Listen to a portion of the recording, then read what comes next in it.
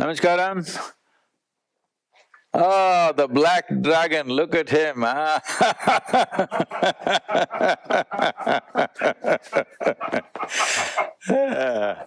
Vusi, Thembekwayo. Am I getting your second name right?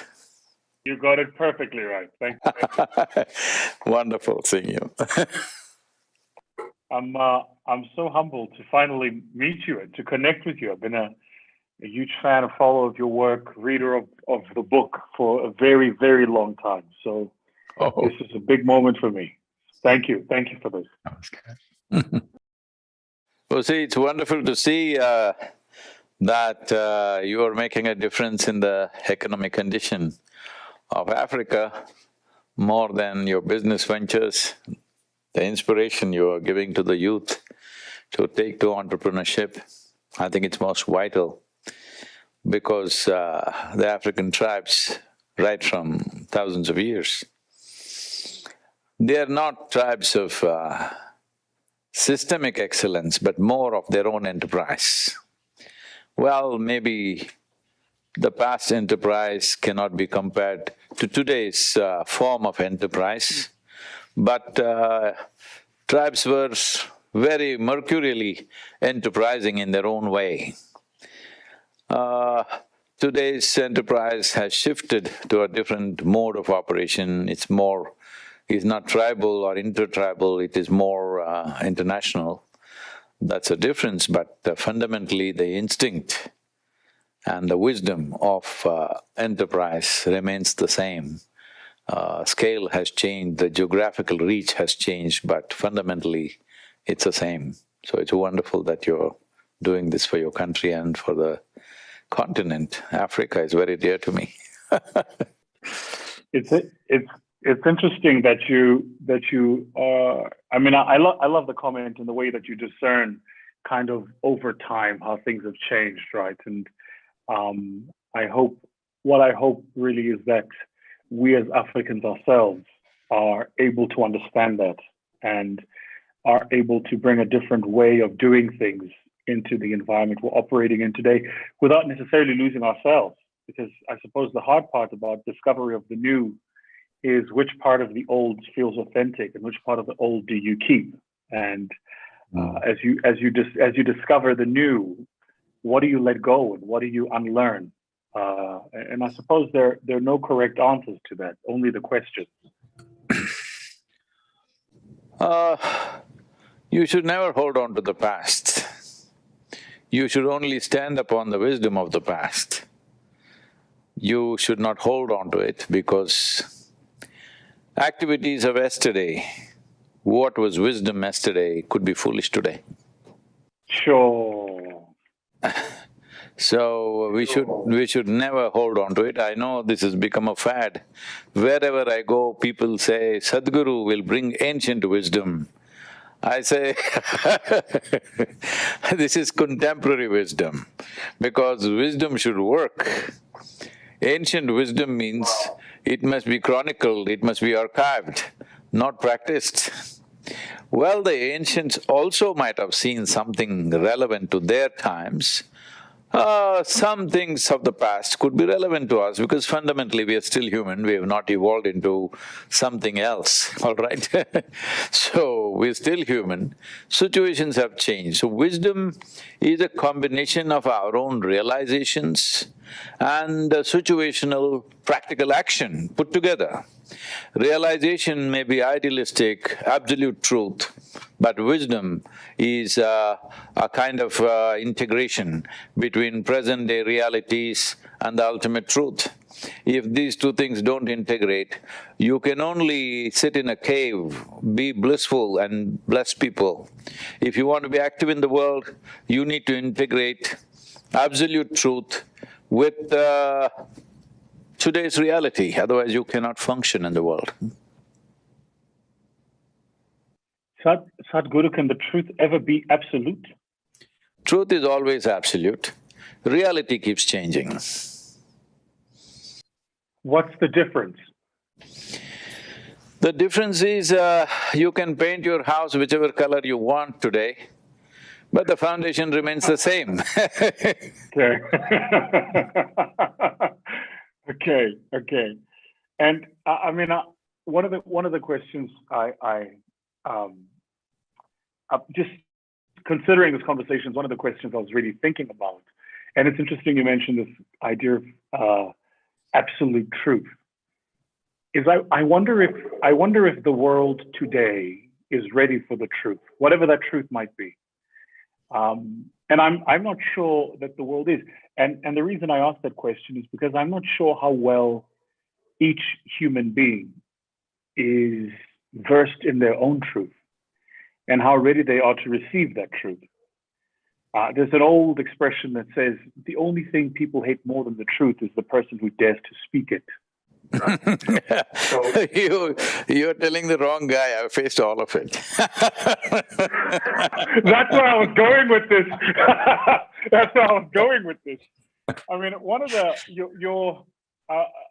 just at a personal level, one of the things I just watching you from a distance, one of the things I love about how you traverse the space is you have this incredible ability, it appears, to float over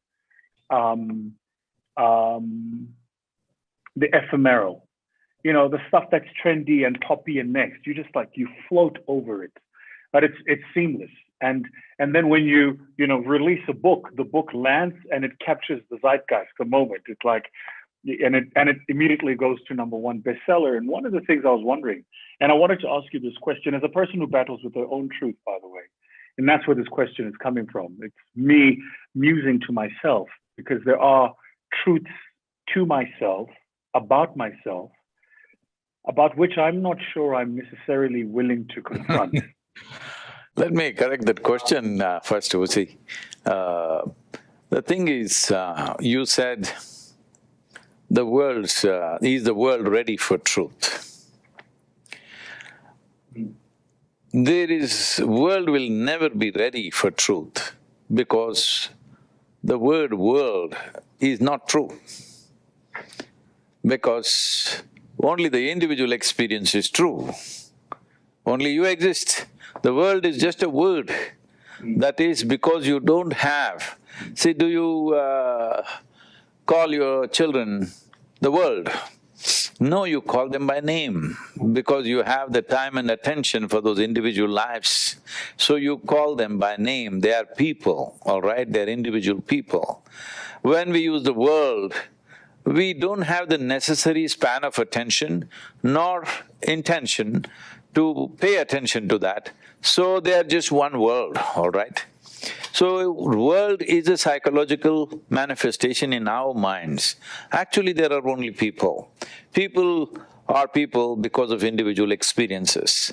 Are individual experiences truth? No. Individual experiences is psychological realities in which they live, social realities in which they live. So that is not the truth. An individual is capable of experiencing truth, but individual as a person is not truth. The world is not capable of experiencing truth, but it is the truth.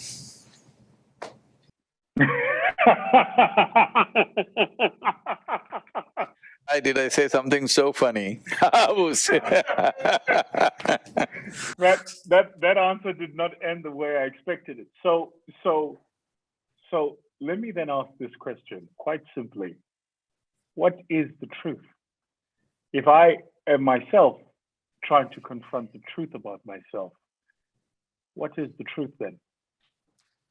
See, when I said something is absolute, that means you cannot define it, obviously. If you give a definition, it becomes a small piece of something, right? You can define something which has physical boundaries. You cannot define something which has no physicality to it, no boundaries to it. So truth is not something that you try to define and philosophize. Truth is something that you experience. How do you experience truth?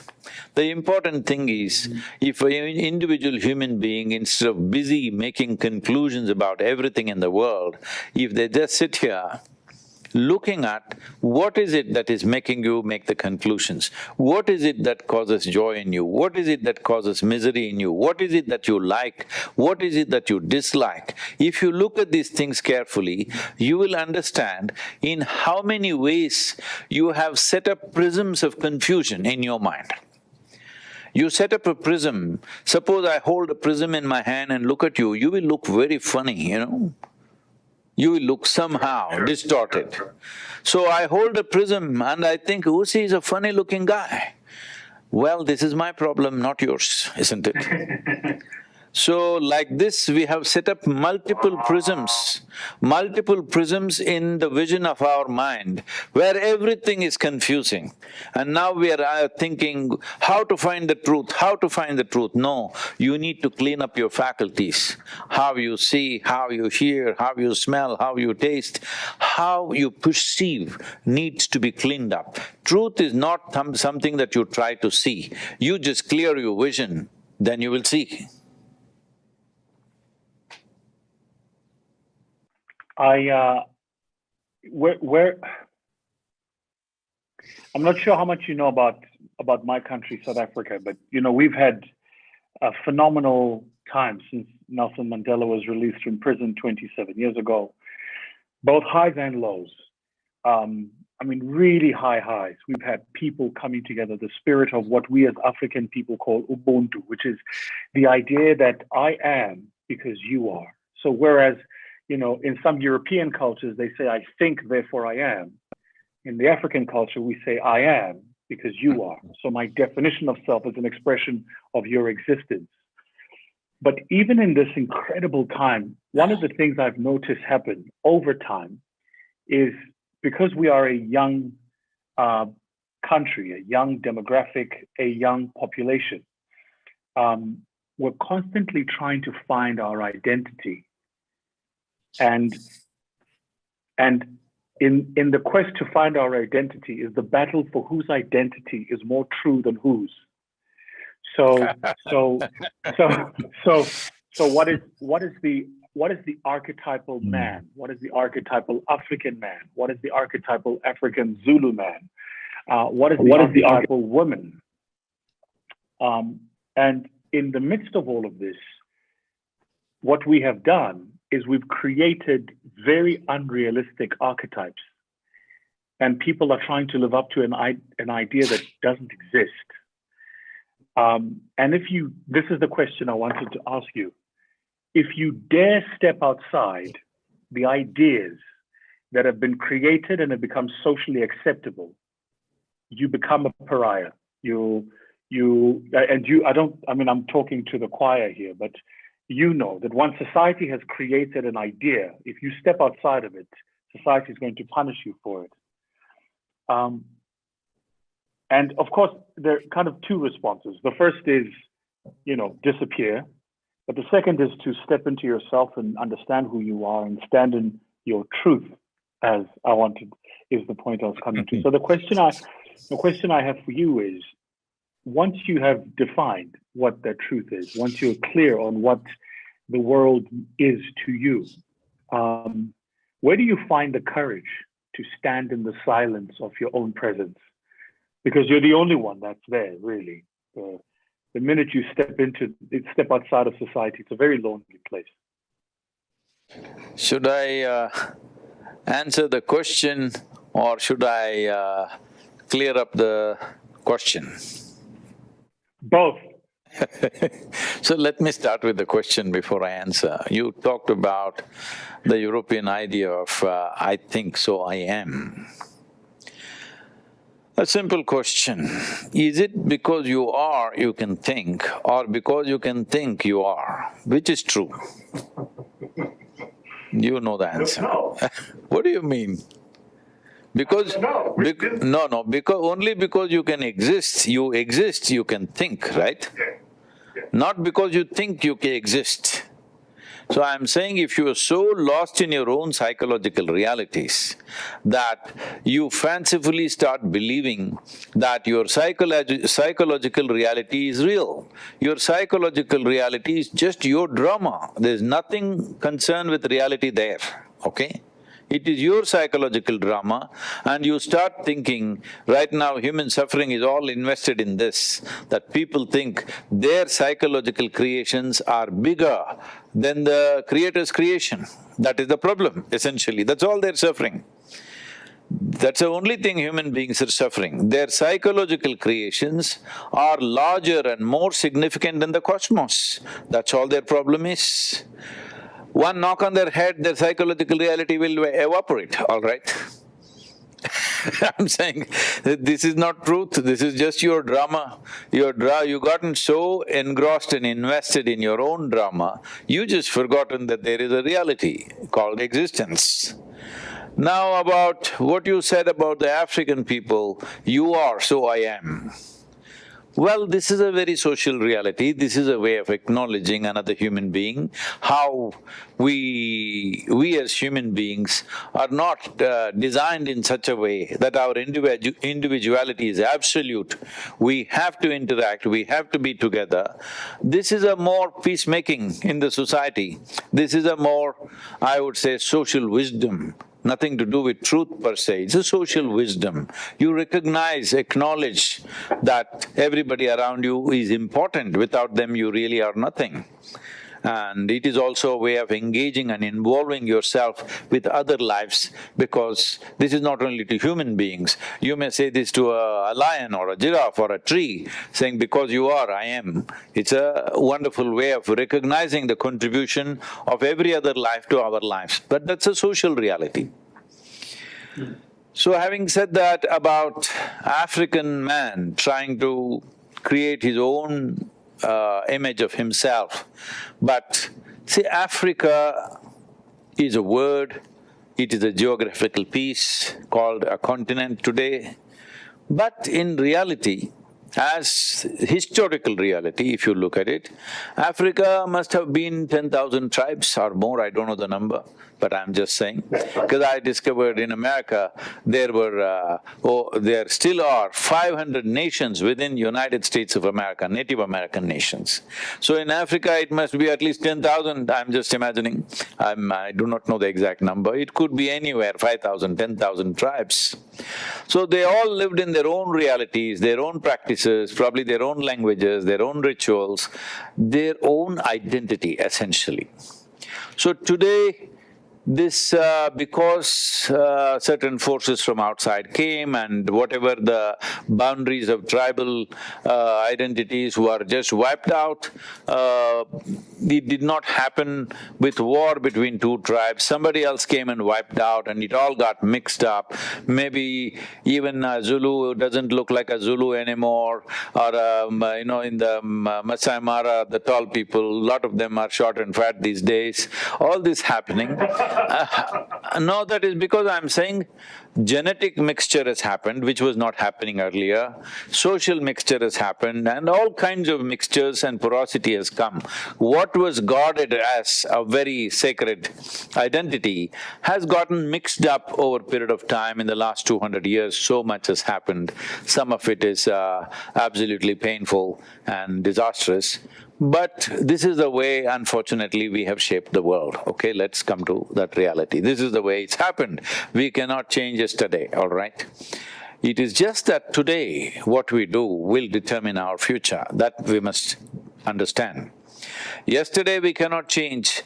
It might have been beautiful, it might have been ugly, it doesn't matter, but we cannot change that. We can only experience today and see and strive how to create a tomorrow. In this effort, if you are a Zulu, it's wonderful. As a culture, you keep that as sacred, you keep that going because it's important, otherwise all of us will become one kind of people. We will die of boredom, okay? It's so wonderful that cultures evolve like this. If you come to India, there are 1,300 languages, even today people speaking these kind of languages. So, all this cultural color, this kaleidoscope of humanity is wonderful. At the same time, we have moved towards a world today where there is technology, there is kind of interconnectivity that you could have never imagined possible even 50 years ago, which you cannot deny, which you cannot grow without using and becoming a part of it. So this need not become a struggle. If you are… I was invited to speak with the Zulu king and to address the Zulu population, but unfortunately, things turned out the way they did with this pandemic. So, see, it's wonderful to keep that memory because a human being's life is rich only because of a vivid sense of memory.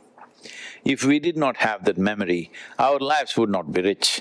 So I'm saying keep the culture, I don't think you can keep… let's say if are you a Zulu?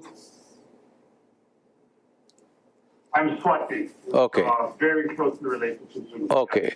So let us say whatever the proud moments of your culture is in your memory, it remains an inspiration. But don't try to practice all of it today because those things were practiced at a certain time, in a certain atmosphere where it was relevant. They were doing what was relevant. If you do the same things now, you will be doing something that's irrelevant. So all those practices of life, we must make it into practices of ceremony. Ceremonially, you must keep them alive. You should not try to keep them alive in your life, in your daily practice. I'm not saying every bit of it, many parts of it. Many large parts of it may not be relevant today. Such things, we must make them into ceremonial practices. Let's say what they were doing every day, once a year we come together and do that just to remind us, ourselves, what roots we come from. This is important to keep the pride and integrity of people to move forward. Otherwise, if somebody looks back and sees there is nothing behind them, there is a vacancy in our memory, then very few people… that is actually a great liberation if there is absolutely past is wiped out. But that is not the way most human beings are made. They will suffer, they will not know how to use it as a springboard.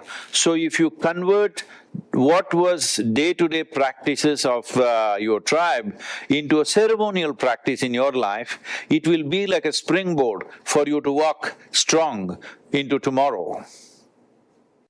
Got you. So if I'm hearing you, then what you're saying is that even the idea of identity itself is not fixed, that identity is a contemporary construct. No, it is not… always identities have been there. But what was a tribal identity, today you're trying to make it into a national identity, or now Africa means a continental identity, or we are pushing towards a global identity. Global identity does not mean all of us should paint ourselves white or black. We are different colors, we are different this thing, it's fine. It's essentially that we make these things the color of our life, not the core of our life. This is the important thing. The core of our life is we are human. The core of our life is we are life on this planet, which is the most important thing. The color of our life may be black, white, I am brown, okay?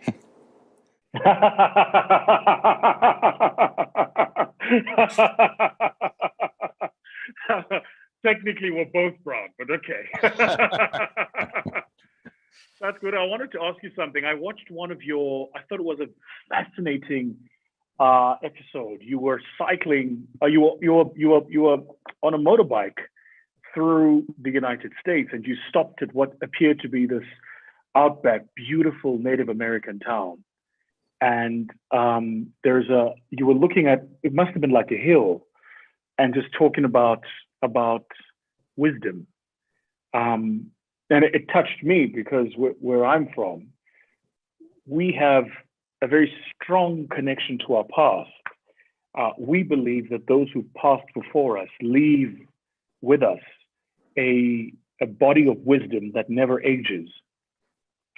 And in each community, some of us are selected to access that wisdom, right? We call it, ancestors, and it's a form of spiritual wisdom, really.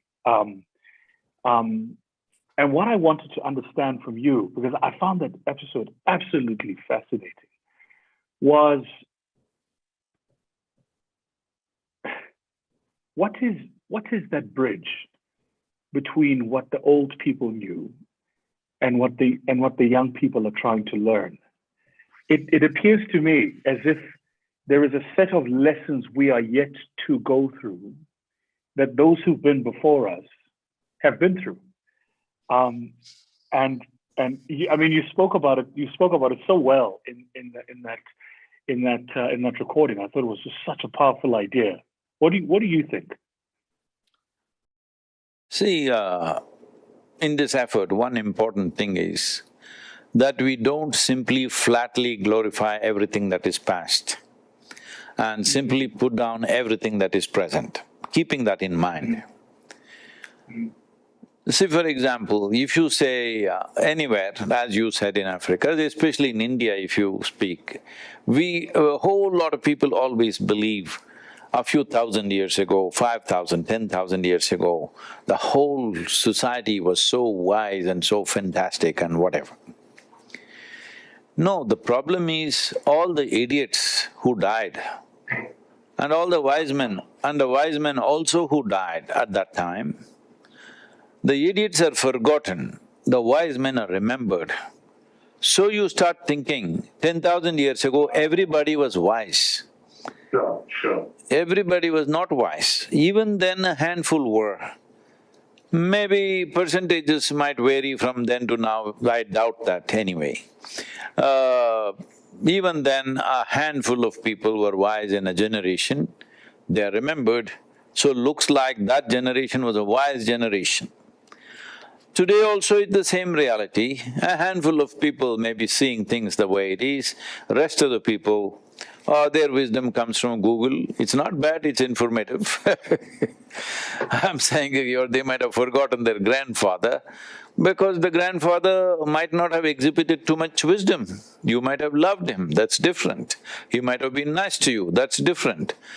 But may not have exhibited too much wisdom.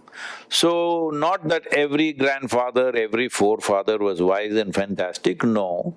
Even as today is, even then it was. So let's not simply glorify the past and try to simply put down the present, because this is the trend that I am seeing. Where is this generation going? These bloody idiots, what are they doing? No, the bloody idiots are empowered with technology and means. Even then there were bloody idiots. If there was a bloody idiot in your Zulu tribe, all he could do was throw his spear at somebody 1,000 years ago. But today if he is there, oh my God, he will internationally blabber all over the place on the social media, okay? That's right. That's right. There are a few of those. Quite a few, believe me.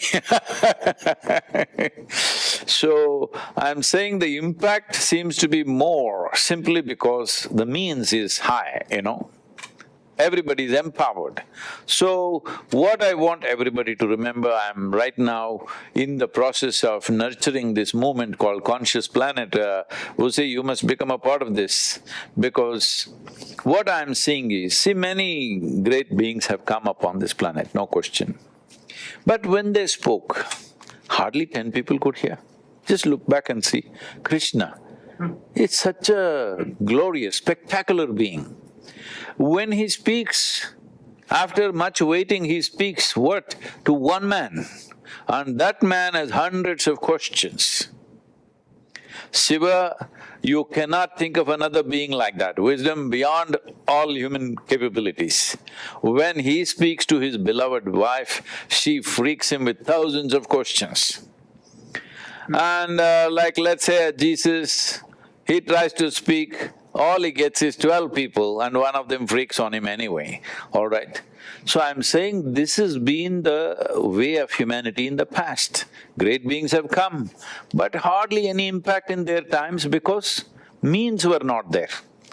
This is the first time in the history of humanity we can sit here. See, I'm sitting in El Paso, you're in Johannesburg, we're talking to each other. When was this possible? So today we can sit here and talk to the entire world. Every human being on the planet, you can address them. Once we have this power, if we do not transform humanity, this simply means that we don't care. So I don't want to go as a generation who does not care. We want to make sure the necessary transformation happens. How do we do that? I did your inner engineering program. I have to tell you that there were parts where I really battled. There were several moments where I couldn't complete the process. And I'll be honest with you, Sadhguru. First, it's interesting how the universe works, because your team started having a conversation with me at around the time I was making very, very big personal changes. Very big personal changes. Anything, Vusi, I want to tell you, anything personal is never too big. But it was things that were a part of me. And I don't know, if I'm to be honest, Sadhguru, I don't know how I got there. I don't know how I got to the point. Just reminding you that you're a wonderful man, but you are a speck in this universe. Yeah. It's hard when albeit you're a speck in the universe, for you that's all you see. But I'm not sure when I got to the point where what I had accumulated became who I thought I was. Anyway, so I was making very, very big changes, moving countries, getting in and out of certain business relationships, certain businesses that I'd had forever that I decided I just wasn't passionate about it anymore. I didn't want to do it anymore. I didn't see the point anymore. And going back to myself. And it was, so I go through your process and I go, oh man, they don't call it inner engineering for nothing. Like it's really, really, you've got to go inside, right? You just said something about how when the wise speak, they generally spoke to the few. There's a beautiful Jay-Z verse, and Jay-Z says, my homie said, Hov, there aren't many of us. I told him, less is more, there's plenty of us. And what I found in that process where I was going through this change, this metamorphosis, was even the people I was able to surround myself with, the conversations I was able to have, the number of people grew thinner, but the conversations grew deeper. And I suppose the question I'm asking is that just the natural course of who we are as human beings? Does it follow that for you and I to have a real connection and for you and I to do work of real meaning, there must be fewer of us, fewer disciples, but depth of message? Can we truly transform the world by touching millions of lives and turning ordinary people into disciples of something great? I would say both have a certain element of reality in it. Without a few very committed people, you cannot do anything significant. At the same time, the few committed people, the purpose of few committed people coming together is to impact the larger humanity. I must tell you the journey of how I built this organization that we call as Isha today. In the first 20 years of my activity, as a rule, there was no publicity of any kind. We did not print a brochure, we never put up a banner, we never took an advertisement. At 20 years, almost ran like a secret school. This is the time I really built the organization, that I made sure this is a very strange thing for people, probably especially those of you who are in business. I made sure that we don't have money. Even if money came, immediately we, spent it on some project or donate it to something so that we don't have money. Because I was very clear that if there is in the beginning, if there is a lot of money, then the kind of people who come to you is not the kind of people that I want to be with. So, we kept the foundation very bare minimum. Bare minimum means extremely bare minimum, where even daily food was a real struggle. I intentionally kept it this way, so that the people who come are coming for the right reason. It is not for comfort, it is not for convenience, it is not because their life is, their survival will be taken care of. I did not want such people. I wanted people who are fiery, who are willing to burn themselves up if necessary for what they see as the right thing to do. So I got hundreds of people of that kind. They are the people in many ways who are today the pillars of the foundation at various levels. Yeah, I don't even have to look at anything. If I just disappear for 3 years and come back, everything will be running fine because they are like that. And they have no money in their head.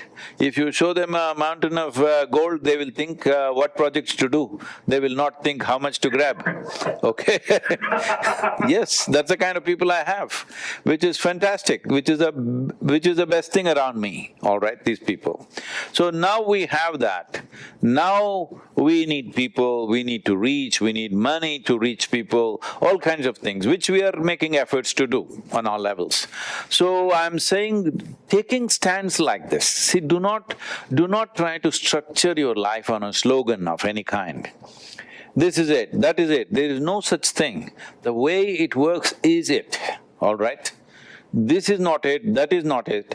You must be on the ball every moment. One day it may work if you're playing football. What do you do? You're what, a cricket fan or a football fan, huh? I'm a big football fan. Football fan. So one day when you score against a certain team, against a certain type of players, against a certain kind of goalkeeper, and maybe kicking it powerfully, the ball went in. If there's another set of very energetic defenders and goalkeeper, powerful kick may not go, a gentle lob may go into the goal. This is something you decide on the ball. You don't say, powerful kick will go in. Oh no, you may hit a wall all the time.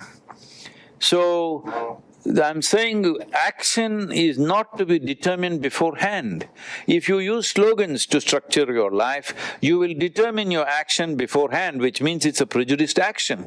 Action should never be prejudiced. You are open to the given situation, according to the situation you act. Because people have such prejudiced set of actions in their head, they're unnecessarily suffering during this pandemic, all right? If those who have lost lives with it's very unfortunate. And I must say, many people have lost lives because many of us who are alive have not been responsible, all right? So, because we were doing things one way, we want to do it the same way. This is my life, this is my life. Your life is not in your actions, you must understand. Your life is in the way you experience it. Action is according to the situation. Action is not even about you, it is about the world we live in. Today how the world is, that's how you must act. Tomorrow if the world is a different place, you act differently. But how you are is determined by how you experience life, not by how you act. See, right now, I'm a mystic, yogi, guru from India. I must be sitting like this somewhere and blessing people, doing things. No, I'm driving a truck, people are looking at me and they're wondering, wow, this is Sadhguru driving. I'm driving a truck across America. Right now I'm in El Paso, living in a truck, all right? It's already been what, 12 days since I left, and still there are many more days, nearly a month, that I'm living in a truck, surviving by myself and driving across America. So, is this the way a guru should live? No, this is the way he lives because there is pandemic, he doesn't want to enter hotels, he doesn't want to stay in anybody's homes. So he is staying in a small camper, cooking his own food and surviving. Of course, you have to manage the truck and drive. Every day I'm doing like 700, 800 miles per day and still doing all the webinars, all the interviews and the works.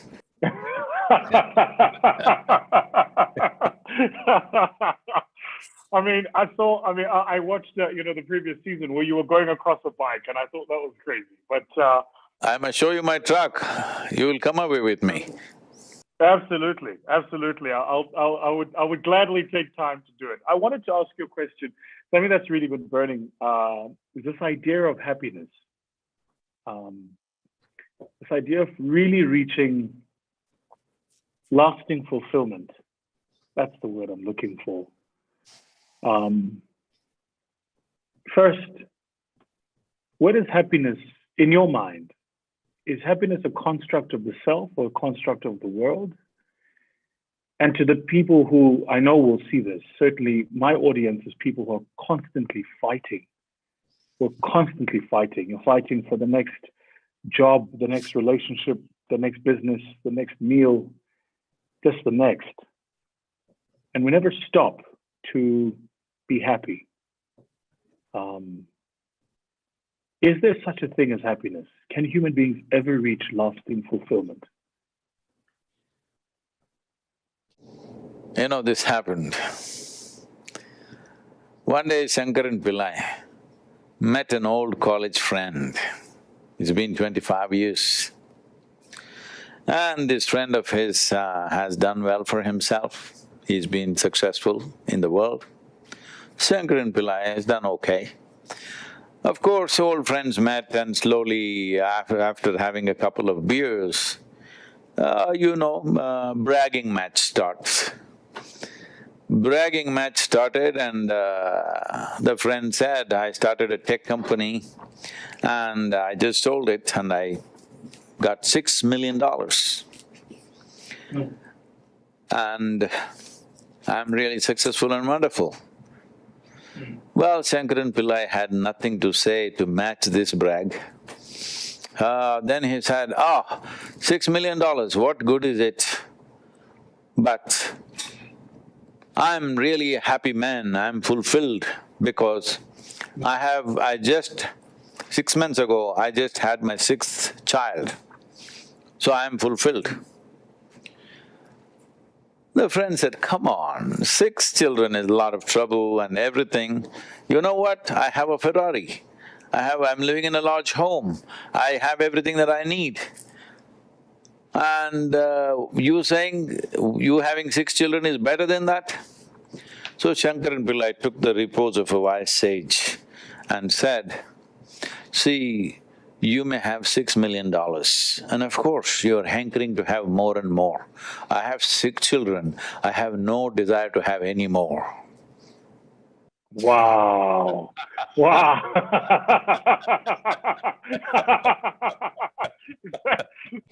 So different people arrive at their fulfillment in different ways.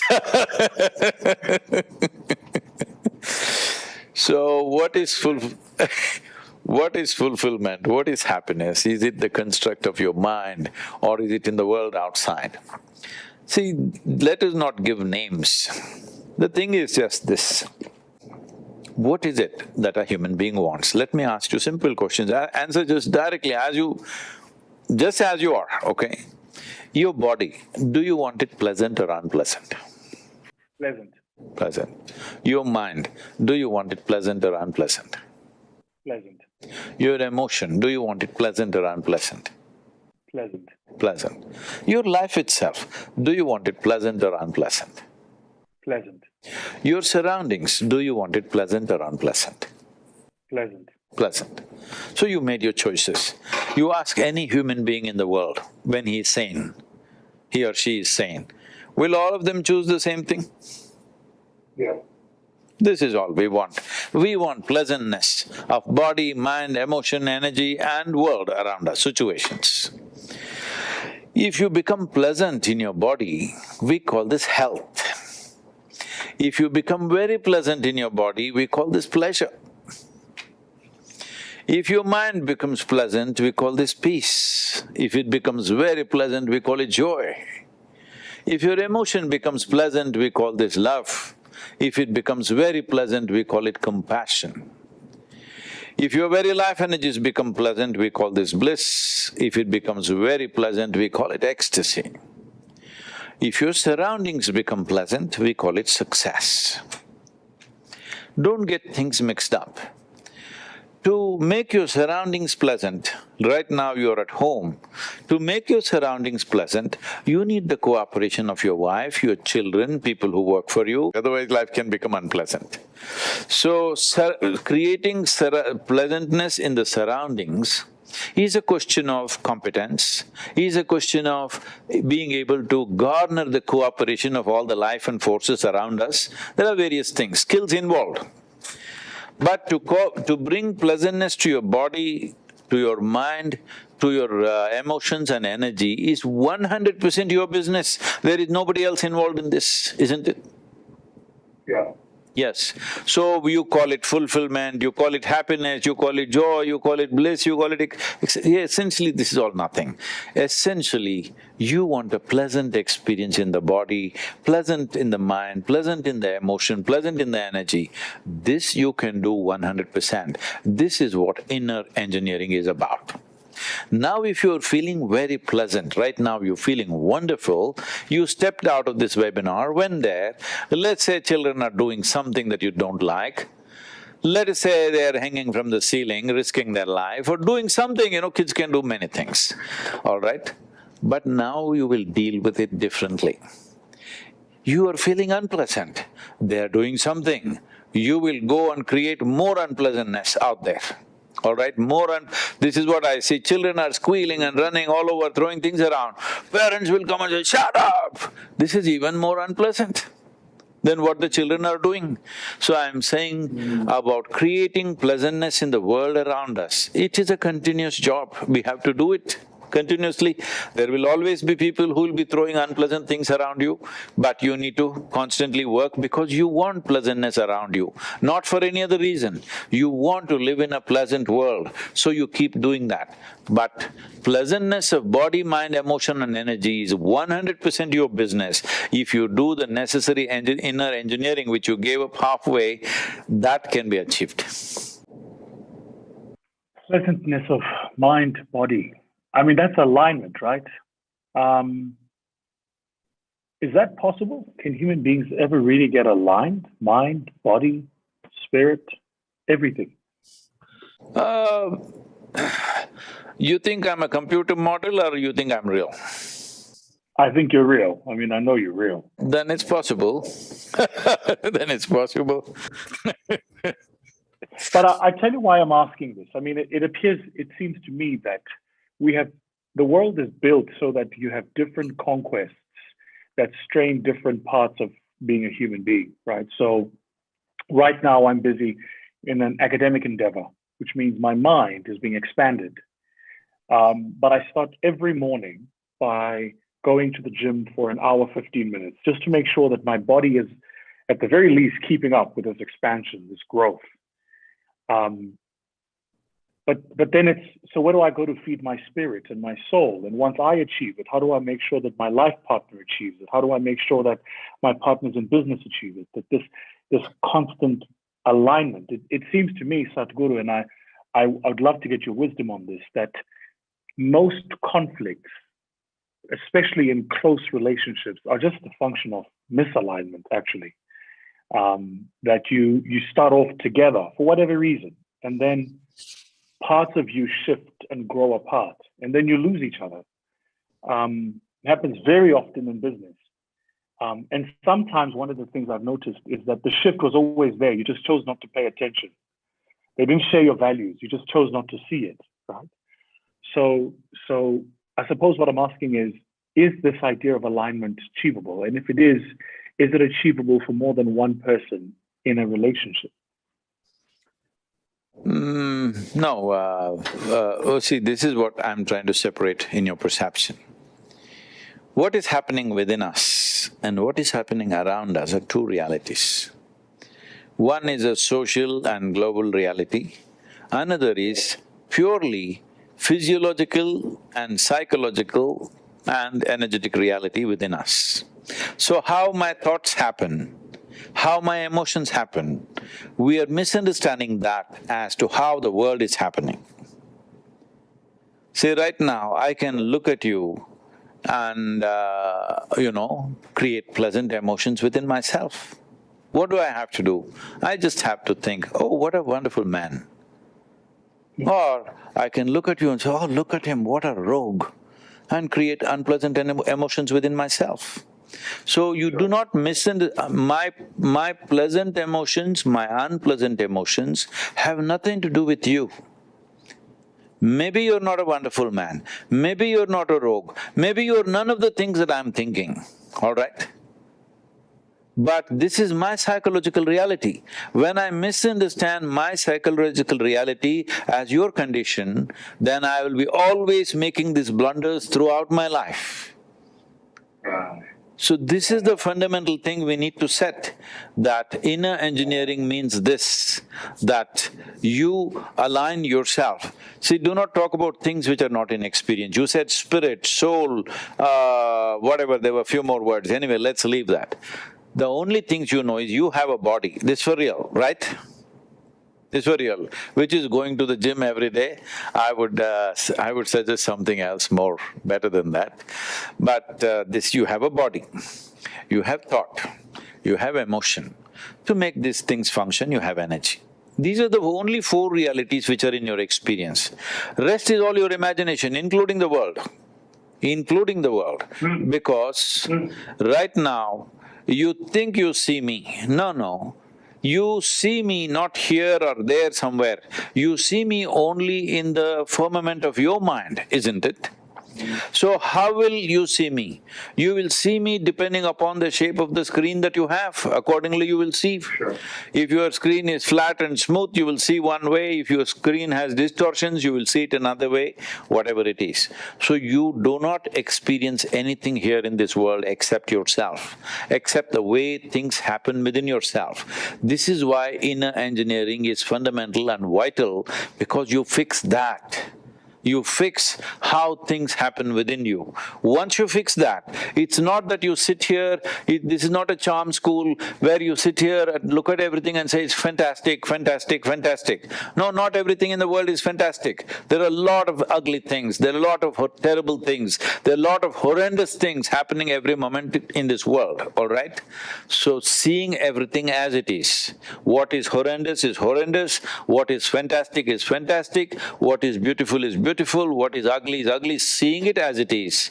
But you are in a state where neither the beautiful nor the ugly changes the way you are. You experience the beauty, you experience the ugliness, but it doesn't change who you are. Who you are is well established, not on the basis of your identity, but on the basis of your perception. Right. Sadhguru, I had a question to you about karmic energy. One of the things, I mean, for me, and I know it to be true for several other people, so I'm going to ask you this question. One of the things I've noticed is the minute I'm crystal clear about something, the universe will serve me the opposite of it, like a temptation. You know, it's like the minute I go, I want to have a body as amazing as Satguru's body. All of a sudden, the universe is going to serve me chocolates everywhere, just to tempt me. I'm made of chocolate. Jesse, can't you see the color? I'm made of chocolate. And the question I suppose I'm asking is that real, or is that just my own karmic energy? Am I putting it out there and then See, because first thing is, I want you to understand, I'm not saying this with any disrespect to anybody. The first thing is, you have been brought up in a certain moral culture, moralistic culture. The first thing you always think of is what I should not do.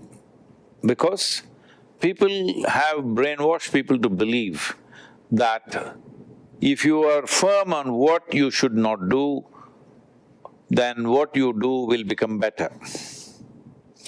Because it all starts from thou shalt not do this, thou shalt not do that, all right? See, let me do an experiment with you. Just close your eyes for 5 seconds and don't think about monkeys. No monkeys. Only monkeys. So I'm saying, whoever is telling you thou shalt not, they know nothing about the nature of human mind. If you say something, I do not want this, if you say that about something, that's the end of it. That something will rule your head all the time. I do not want to think about monkeys. Like this, you do chanting for the next 24 hours, you will see day in and day out only monkeys will be there in your head. So this is the nature of human mind. In this mind, there is no subtraction and division, there is only addition and multiplication. Whatever you say, it'll only become one more and one more. Or if you try hard, it'll multiply. You can't take away something because you say, I don't want to do this. It is just that when you were a child, maybe lollipop was your highest ambition. Hello? When you are probably a 2-year-old child, the whole desire is, how can I get that red color lollipop in my mouth? That's all. Now, when people grow up, they change the shape and form and color of the lollipop, but still all they're looking for is a lollipop. So this has to change. This will only change when you are no more in pursuit of happiness. This is why I said being peaceful, being joyful, being loving, being blissful, when it is all yours, when you are blissful by your own nature, you are not in pursuit of happiness. Once you are not in pursuit of happiness, there is a clarity beyond the crystal clear that you're talking about. Anyway, crystal is always distorting, you know. That's true. That's true. Sadhguru, I had a question to you about time. I'll tell you where this question comes from. I just turned 36 years old, and my father was gunned down when he was 42. And when I was a little boy, I don't know why, but I'm not sure how it happened, but I always had this trigger in my head that, 42 was the age. And so I grew up and became personally very driven and very motivated. And by God's grace, really, God's grace, I've been able to achieve a lot of things. And my growth has been accelerated purely because I was chasing this time. As I've gotten older and the closer I've gotten to that time, I realized I'm not sure if that time is even real. I'm not sure that his experience on earth of 42 years mirrors what my experience on earth of 36 years. And then I look at, you spoke earlier when we started our conversation about social media and how instant things are and how we're getting things immediately. You want to buy something now, you go on your phone and you can buy an item from the opposite end of the world and it lands at your doorstep 24 hours later. And so there's been a distortion of this thing called time. But you know that the only true way to achieve mastery is to dedicate real time to something. You spoke about 20 years of your life that you committed to building the foundation, which makes sense because that's why the Insha Foundation is what it is. It's because you spent 20 years building the foundation. For those of us like myself who are still chasing time, how do we step outside of that? How do we live outside of that? How do we recognize the wisdom that you must have known when you started Insha Foundation about things existing beyond simply our physical understanding of time? Well, that touches many things, but let me not go into all those aspects now. To put it simply, Vusi, the important thing is this. Say the unfortunate incident of you losing your father when he was 42. Well, those were times when lot of men below 42 also shot or killed or whatever else, all right? Yeah. So do not take that as a way of the future, all right? But at the same time, if you strongly create an image of that in your mind, you may manifest it. Don't do that. It's very important. You dislodge that image in your mind, that you take that away. Yeah, you must make the necessary effort. If it's a very strong image in your mind and it keeps coming back, your actions, this is what karma means, your actions will be controlled by that image. And unknowingly, you will be doing actions which are driving you towards the image that you have created. So it's very, very important you break that image. There are many ways to do that. I will be always most willing to assist you in that. You must break that image, otherwise you'll drive yourself towards that image. Please don't do that, okay? Having said that, about acceleration of time as we know it today, in terms of our experience, not just about shopping, about everything. So, the impatience is not because of time, the impatience is because of our mental condition. You know, I was flying a direct… this is many… a year, 2 years ago. I was flying from India to United States in a Air India flight, which is direct flight. I know all the pilots and the crew and everybody, they want to talk to me, so they come and sit with me. So that pilot… they have two sets of pilots because it's 16-hour flight. So he says, it's a very long flight, Sadhguru, it's really hard, and all that. I said, it looks like you have very short-term memory. Just 100 years ago, if we had to go to United States, it was a 90-day trip on a steamship, okay? And they served lousy food, I'm sure, and everything else. Today, in 15 hours or 16 hours, you're landing in United States, I'm not going to complain.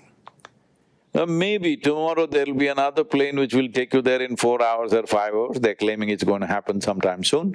But I'm not going to complain because I have a long memory.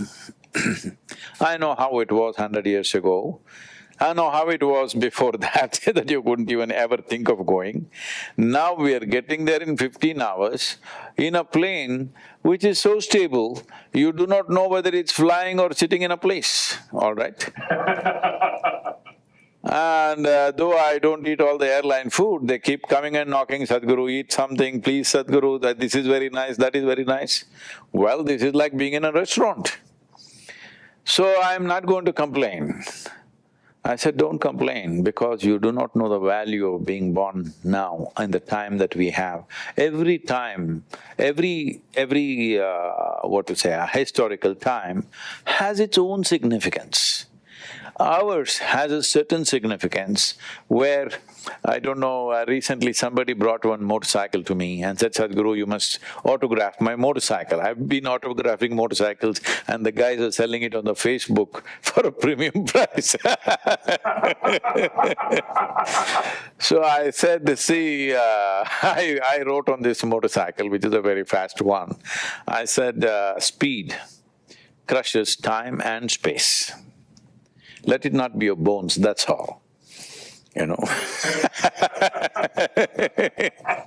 So speed crushes time and space, and it's important because for what potential a human being carries, the time that we are allotted, if it's 100 years of time, it is too little.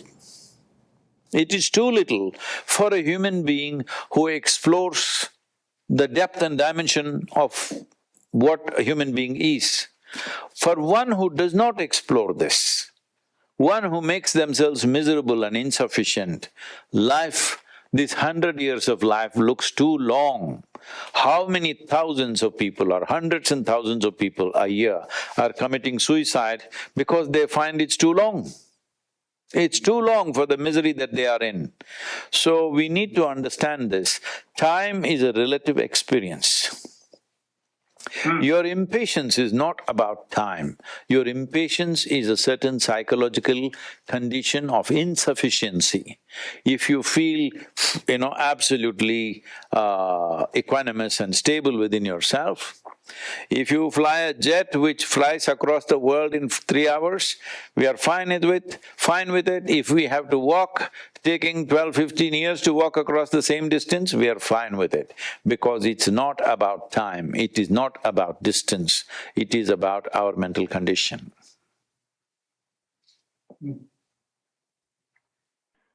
Sadhguru, it's been an incredible privilege.